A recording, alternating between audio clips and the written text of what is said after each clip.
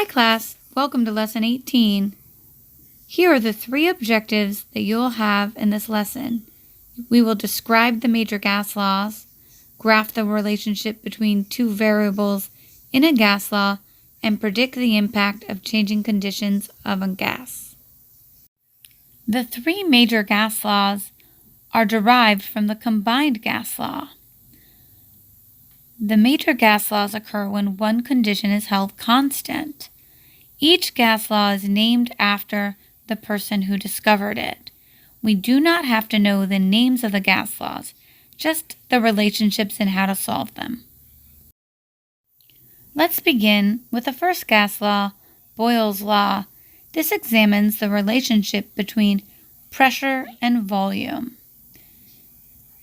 When you add pressure to a gas, you decrease its volume. This is called an inverse relationship. Here you can see that as we add pressure, the volume decreases, or as we decrease volume, where there's less space for the gas, we increase pressure. This is how an accordion works. By squeezing the accordion, you decrease the volume and increase the pressure of the gas. Here's another example. Notice that when you have high pressure, there is less space for the gas to move. One more example of this will be seen here. This is called a piston.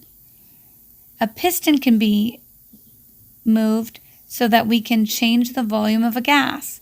As we push on the piston, we decrease the volume of the gas, so the pressure of the gas will increase. When we are solving equations for Boyle's law, we can remove temperature, as temperature will be constant. When applying this formula, it's important to make sure that your variables have the same units. Let's work on a practice question. A rubber tube is filled with 25 liters of xenon gas at 1 atmosphere of pressure. If the pressure is changed to 1.5 atmospheres at a constant temperature, what is the new volume? The initial values have been highlighted in blue, while the final values are in yellow. When we substitute into our equation, we get this.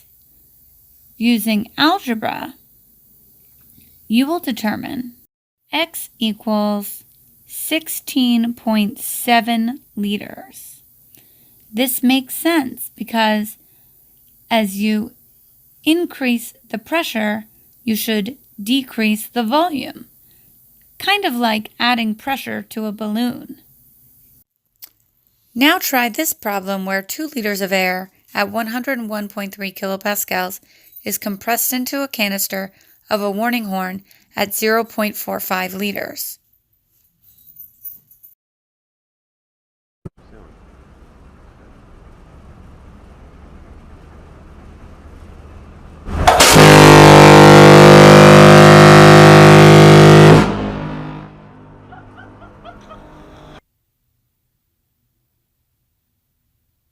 If the temperature remains constant, what is the pressure in kilopascals? Here is another sample problem for you to try.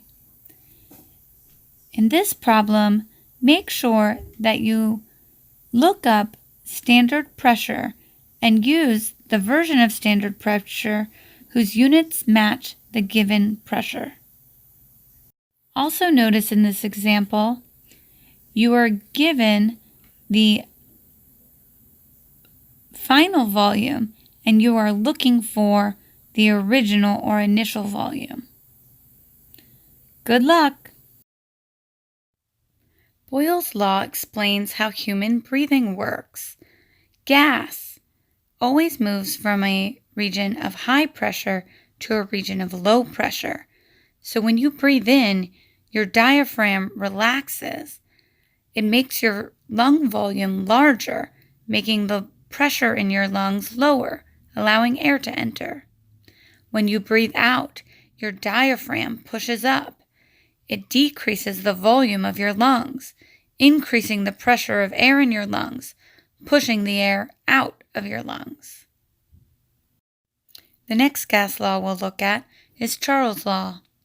At constant pressure, temperature and volume are directly related, so as we increase temperature, we also increase volume. You must be familiar with the corresponding graphs. So notice as we increase the temperature of the gas, the particles will move faster, and they will impact the walls of the container with greater force, thus increasing pressure. Here is the demonstration you can try at home.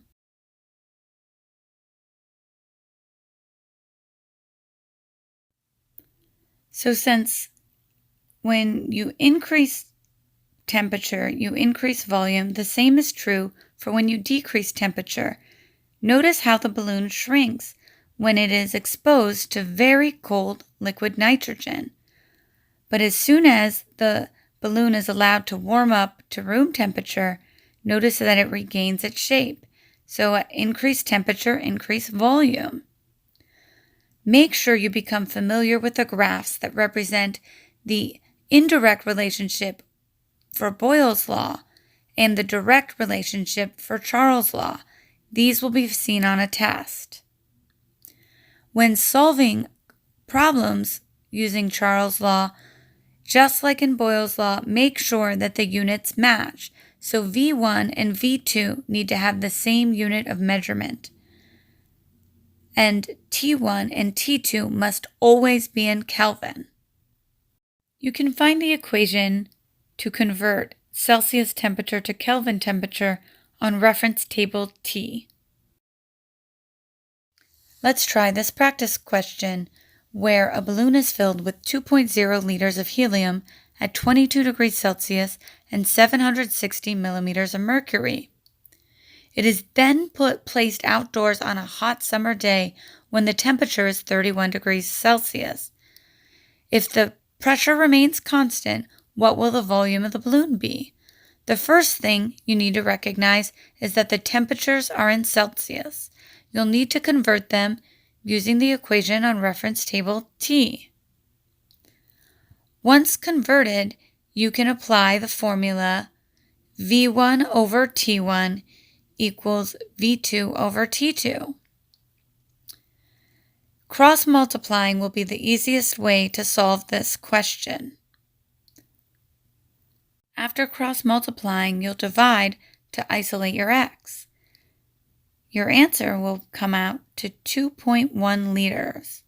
So when you increase the temperature, you will increase the volume as well. Notice how the unit of your answer matches the unit in the question. The next gas law is called the Gay-Lussac's law. This is another direct relationship, but this time it's the relationship between pressure and temperature at constant volume. Make sure you're familiar with the corresponding graph. Here you can see that as we increase temperature, the particles will be moving faster, so they will collide with their containers with greater force and collide more frequently. This is why when you increase temperature, you increase pressure. Let's do one last practice problem together. What is the pressure inside of a 0.250 liter can of deodorant that starts at 25 degrees Celsius and 1.2 atmospheres if the temperature is raised to 100 degrees Celsius? Assume that volume is held constant.